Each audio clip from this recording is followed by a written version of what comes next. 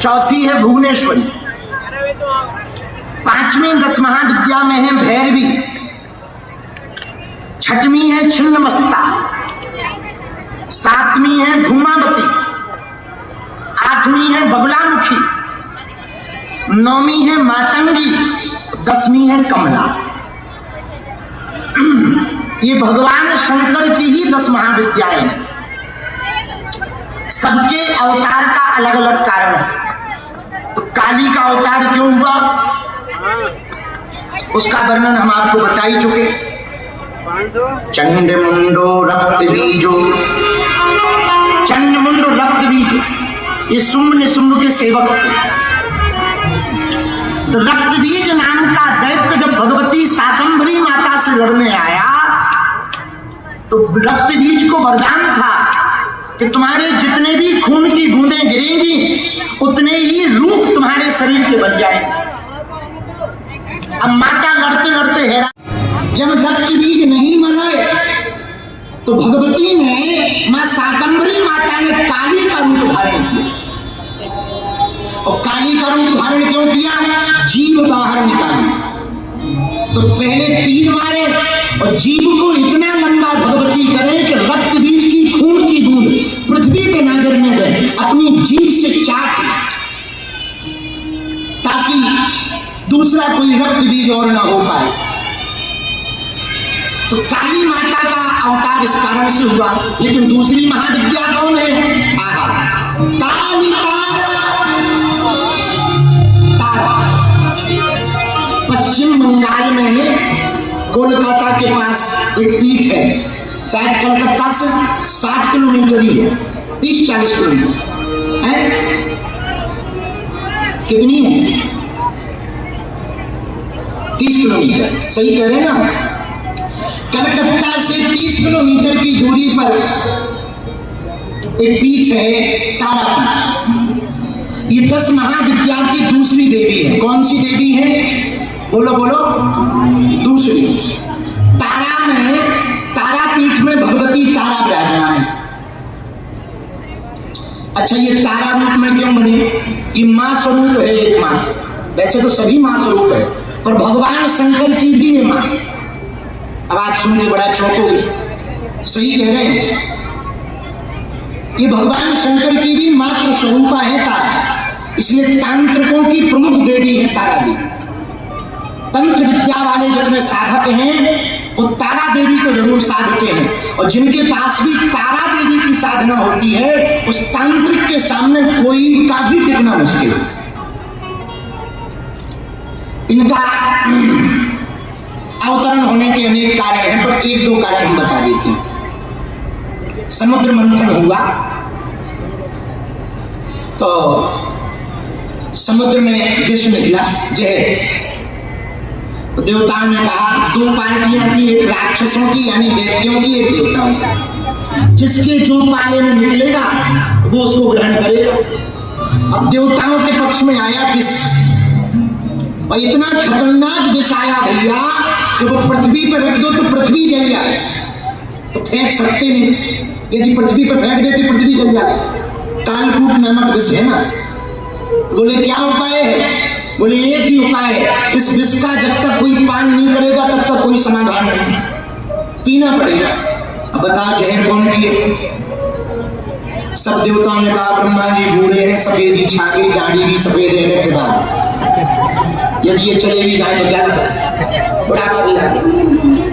सफेद दाढ़ी वाले जितने हैं सुनो, महाराज याद करो, संतों की बात नहीं, देवताओं की बात। महात्मा तो परमात्मा से भी बड़ी हुई। तो देवताओं ने कहा सफेद दाढ़ी आ गई, इन्हीं को पिलाओ। किसको? बोले ब्रह्मा जी को। ब्रह्मा जी के पास गए, लो भैया क्या है? बोले वैसे सबने निर्णय लिया सर्वसम्मति से आप पियो। ब्रह्मा जी बोले हमें मिले थे पिलाने। अरे अभी हमारी फैक्ट्री बंद हो जाएगी। कौन सी फैक्ट्री? मानव बनाने की। हमारा काम है, हमारा स्पेशल प्रोजेक्ट चल रहा है, वो बंद हो जाएगा, हमने पिया नहीं। लो बढ़िया। ब्रह्मा जी ने मना कर कहा कि भैया कौन पिएगा? सब बोले ब्रह्मा जी, क्यों? विष्णु भगवान को पिलाओ। सब विष्णु भगवान की तरफ देखने लगे तो विष्णु भगवान पहले टेढ़ी निगाह करके बोले इधर तो शादी ही नहीं हुई।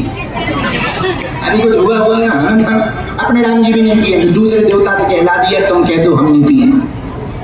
अब पिए कौन? विष्णु भगवान बोले एक उपाय। बोले क्या? बोले जो सबसे लास्ट में बैठे, सब भली मना कर दे वो हाँ कहेंगे, श्रोता नहीं। जो लास्ट में बैठे तुम ना डरो, तुम्हें नहीं पिलाया जाएगा। सबसे अंत में बैठे थे शंकर जी। बोले भोले बाबा को पिला दो। कहा मनाएगा कौन? विष्णु भगवान बोले वो हमारी जिम्मेदारी। देवता विष्णु लेके गए।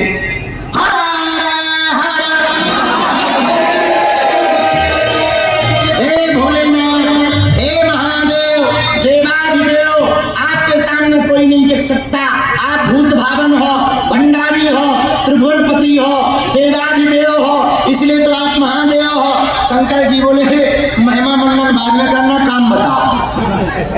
देवता बोले जहर निकला है। शंकर जी बोले कहाँ? बोले समुद्र में। बोले हम क्या करें? शंकर जी बोले हम ही मिले थे, हम ही मिले थे जहर पिलाने को।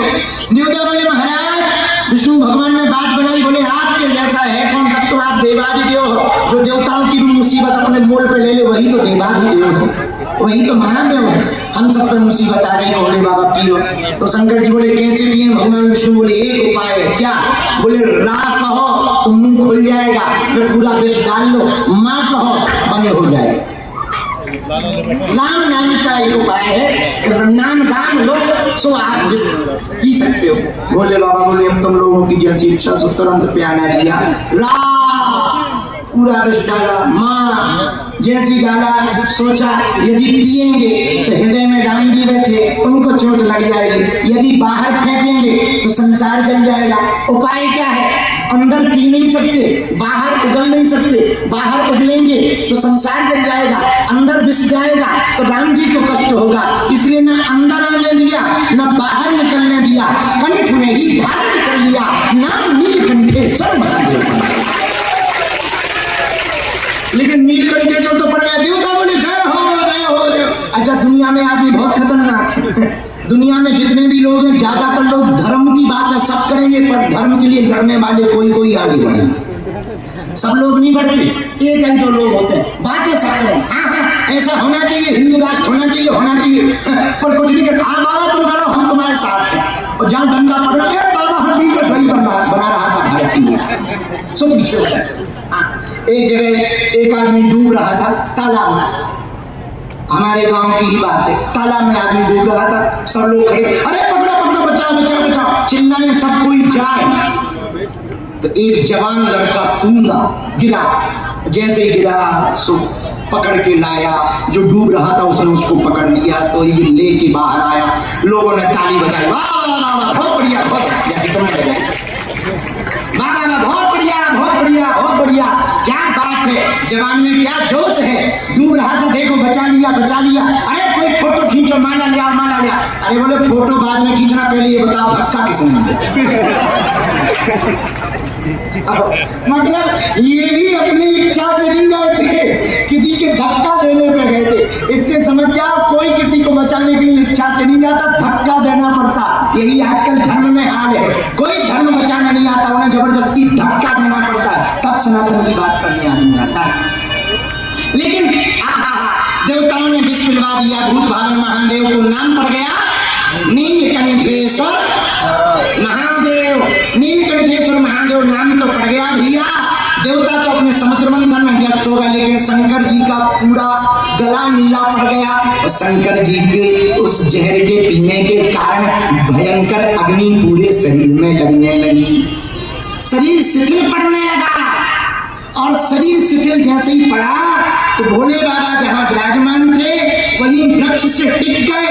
भगवती को रहा नहीं गया, पराम्बा मातेश्वरी जगदम्बा को रहा नहीं गया, त्रिपुर सुंदरी माता को रहा नहीं गया। भूत भावन महादेव की दशा देखकर भगवती पराम्बा महाशक्ति के रूप से एक रूप प्रकट हुआ। माँ तारा बनकर के भगवती प्रकट हुई। अपनी गोद में भगवान को बैठाकर स्तनपान कराकर जहर के तेज को अपने स्तनपान से और भूत भावन बहुत तेज ताप उठा था, वो भगवती के स्पर्श करते ही, स्तनपान करते ही तेज ताप शांत हो गया।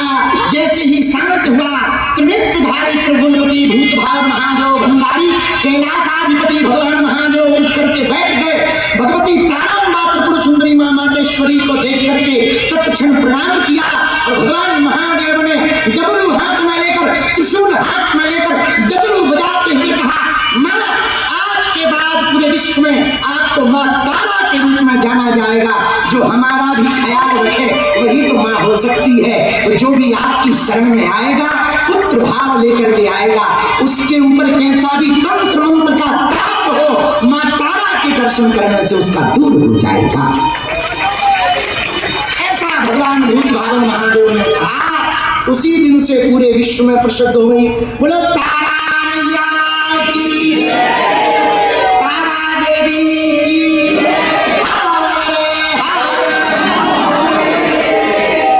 भैया 10 महाविद्याओं में दूसरी महाविद्या है तारा। क्या नाम है इनका? पहली कौन सी है? देखो अभी बताएगी, गजब के श्रोता होते हैं, बस इसीलिए तुम्हें कथा नहीं सुननी चाहिए। पहली थी काली, कौन थी? बहुत सही जवाब। पहली कौन सी 10 महाविद्या में देवी है? दूसरी, अच्छा तीसरी बताओ। याद है? जय हो श्रोता। ऐसे श्रोता मिले तो गुरु जी का जल्दी कल्याण हो जाए। श्री राम जय राम, जय जय राम, श्री राम जय राम। किसी ने हमको पूछा,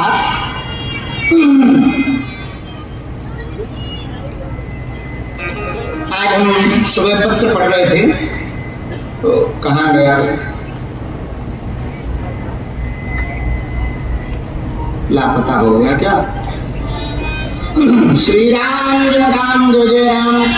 हनुमान जी महाराज की, बागेश्वर बालाजी की, सन्यासी बाबा की, दादा गुरु जी की, चनीता वाले बाबा की, समाधि वाले बाबा की, गौ माता की, नमः पार्वती पते हर हर हर हर महादेव। किसी ने आज पूछा कि नवरात्रि के पावन पर्व में आपने जो मंत्र जाप कहा वो हम कर रहे हैं। आप कृपा करके बताने का कष्ट करें गुरुजी, मंत्र जाप कैसे करना चाहिए, मंत्र जाप का प्रभाव क्या है और किस विधि से करना चाहिए। जोर जोर से